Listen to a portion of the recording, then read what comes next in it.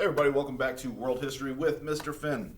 Today we are wrapping up the Middle Ages and the Dark Ages period.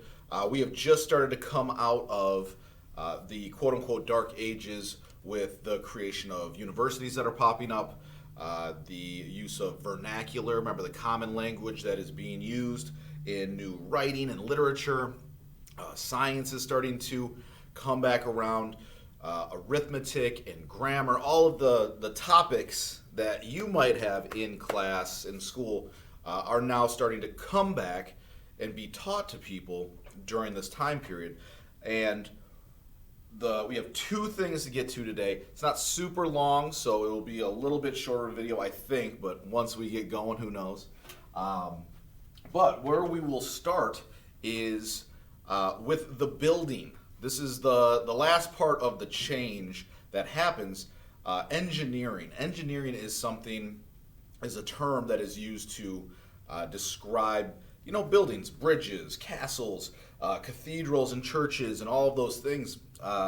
As we get more education, engineering starts to increase. So if you looked back, remember, after Rome, we went into this dark age period in Europe. So the aqueducts were not being, fell apart.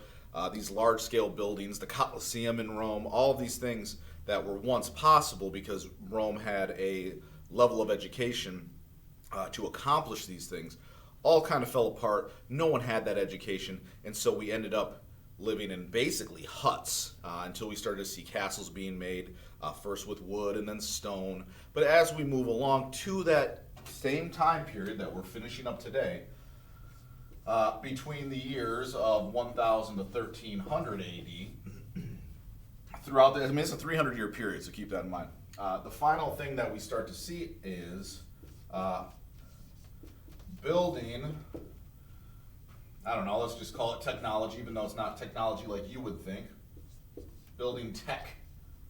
And so let me just describe exactly what it is. It's not super complicated, but what I mean by buildings is really it's going to be cathedrals or churches. Churches, really what they do is churches start to be built up. So what do I mean by up? Well, early churches would have been something like this. You would have seen it, and it would have been like a one level thing. In the Middle Ages, as we start to move along, you started to see them kind of go up like this, so that they started to go a little bit higher. Excuse me. By the time we're getting to around 1300, you're seeing great cathedrals that would be, imagine that they'd have high roofs and they'd have pillars on the outside, the small door, and the whole thing was to look grandiose, and it was built up towards the sky, because remember, Christianity and religion was super important to these people. So if you looked at this, early buildings of churches would be one-story floor, and then you start to see a little bit of more of a temple look. And then by the time we're getting to the high Middle Ages, in this time period, you're starting to see great cathedrals. And maybe I'll have you, maybe we'll do cathedrals. Maybe I'll have you take a look at some of these churches, Romanesque buildings. We don't need to know that as much. I don't know if you technically need to see them, but maybe you do. Let me just do this. Let me put this on the board just so you see it and make sure I spell it right. These would be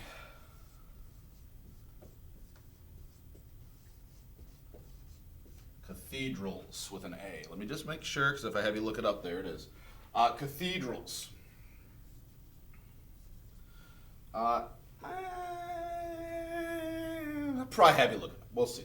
But in any case, this is kind of the last step in this educational process of universities popping up, education coming back, population going up, the buildings are starting to come back, cities are coming back, and we're moving in a direction now. And again, I think I've said this before, but by the time we get to 1492, Columbus is coming to discover America for the Europeans.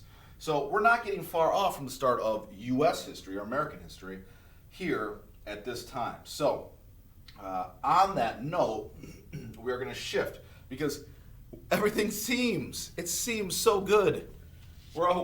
Everything's coming back. But before we get all the way back, we have one last disaster. I'm going to leave cathedrals up because I am going to have you look up some cathedrals here. But before it all comes back, we have something called the, doesn't sound good, the Black Death. All right. Of course, we know that does not sound good, and it is not good.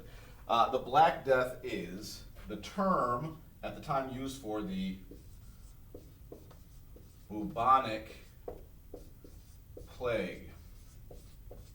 Now, the bubonic plague is it's a virus. It becomes a pandemic, epidemic, global thing. It starts to spread everywhere. Here's the difference. And I know we hear the term pandemic a lot right now because of the times we're living in with COVID and things like that. However, the Black Death and bubonic plague is a lot different than what we're dealing with now, in the sense that it had a much higher mortality rate or death rate. And so the Black Death is not, COVID-19. Black Death, kills a lot more people. And I believe it starts in the mid-1300s. Let me just get here because I know that I have a map and I want to make sure I give you the right dates. Yeah, 1347.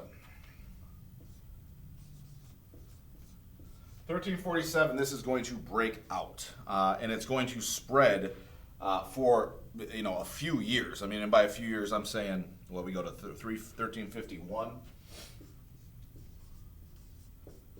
So those are dates of this pandemic that is moving through, and it is a plague, and that means it's a disease that is killing a lot of people, and it's lasting for 4 years, 5 years. And the death rate is huge. So why does this happen? Let's answer that question. Part of the advancements that we are making during this time period of cities coming back and education, all this stuff, it's bringing people closer together because they're living in cities. And the fact is they're living, if you remember what I was telling you when we talked about what city life was like for these people and the guild system and all of that, they lived in basic, think about low income housing. There was no sewage system, no running water. There was filth, and disease was kind of everywhere. On top of that, another thing that was happening, what is going to make this spread so bad, is another part of something good that was happening, is this. So let me say why. Why, ? The Black Plague? Well, let's say city life, because now we had cities coming back. And the other thing is trade increase. Trade increase is a big one, because what's happening is with trade, you get many people coming in contact with each other. And I'll expand that. Many people coming into contact with one another, but here's kind of the rub on that, is that from various areas. So, before, if there was a disease or something broke out and it happened in an area, it would cause a lot of damage, but it would happen in that area. Now with trade, merchants come through, they do trade with you, they might catch part of the disease, they move on to the next town, they infect someone else, they infect another trader goes to another place, and eventually all these traders are hitting all these cities, because that's where they trade their goods. And so as these traders and merchants go from city to city to city, and from the east to the west, and to Italy, and to all the places in Europe, all these cities that are popping up, everyone's coming into contact with each other, and so this is going to spread like wildfire, and it is going to kill 3/4 of people in some places, 100% of people in small areas, but all told, you will see something along the lines of 50% of the population. We have our unhappy dead face. This is a major thing. That's why it's called the Black Death of the 1300s. Just when we're coming out of it, we get hit with this major disease that happens. However, on a bright note, since we're talking Black Death here, although all of these people are going to die of this horrific disease, we're not going into how it kills you and things like that.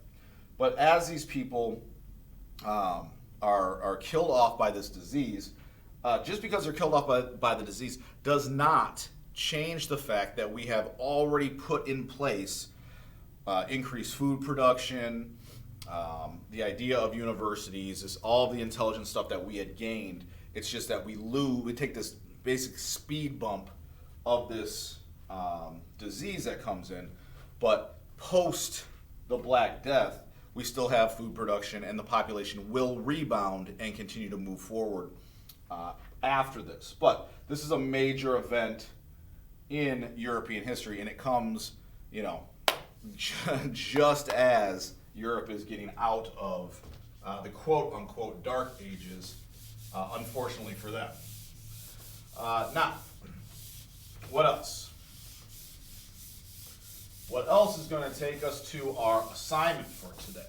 Because really we're hitting the end of this unit of this topic of the Middle Ages in Europe, and we're going to move on to actually America next. We're going to switch completely. We've been around the Mediterranean Sea for forever. We're going to mix it up though. So what else is happening during this time? There is war taking place, primarily in obviously Europe, but with England and France. England and France are always at war. They are, they're two of our early countries that form in Europe after the Middle Ages, and England has land in France. France had the Norman Kings in 1066, which we talked about. Don't even know the date for that. But there's war going on here, and this is going to be part of your assignment today. So there's two parts of your assignment, because we don't really need to get into the details of the wars that go on between England and France over and over again throughout time. But it's an important thing to understand that during this end of this period, two of our major countries are constantly kind of fighting back and forth. We're going to see a famous person. It's Joan of Arc. But hold on, Joan of Arc, let me make sure, because you're going to look her up. It is Joan. I don't know why I thought it was just spelled that way, but whatever. The important thing is, I think it's just Arc, not Arch, but yep, Joan of Arc. We get a female person, we get a female in our world history class for I think, other than Cleopatra, we haven't had too many opportunities to see females in a position of power or really anything. I mean, like I said, Cleopatra. I think there was a few other pharaohs in Egypt. Some of the women in Rome. The point is, Joan of Arc is going to be a famous figure in world history. And you're going to tell me about her. You're going to do two things for this assignment today. I want you to look up cathedrals. In fact, let's do this. European cathedrals. European cathedrals are going to take you pretty much, they're going to show you the famous ones, and they're going to be from this time period. So you don't need to specify, you could put, medieval cathedrals or whatever else. But if you type in European cathedrals, you will find images of these cathedrals. And you're going to give me a short 3 to 5 sentence on what you notice. And what does notice mean? What do you see? What do you see in the images? What does the church look like? The cathedral look like? Is it high? Does it have pillars? Does it have doors? Does it have what are you seeing in this? And it's only got to be 3 to 5 sentences. I just want you to see the cathedrals to get an idea of, how large they are, the scale of them. They're huge monstrosities of buildings. And then the second thing you're going to do is you're going to give me my 5 W's on Joan of Arc. And again, who, what, where, when, and why. On Joan of Arc, so you are going to tell me about Joan of Arc and give me the insights of her, because we're not going to go deep into those battles between England and France, but she is a major player in those wars. You will find out. You will see what happens to her. What is her story? Tell me about her.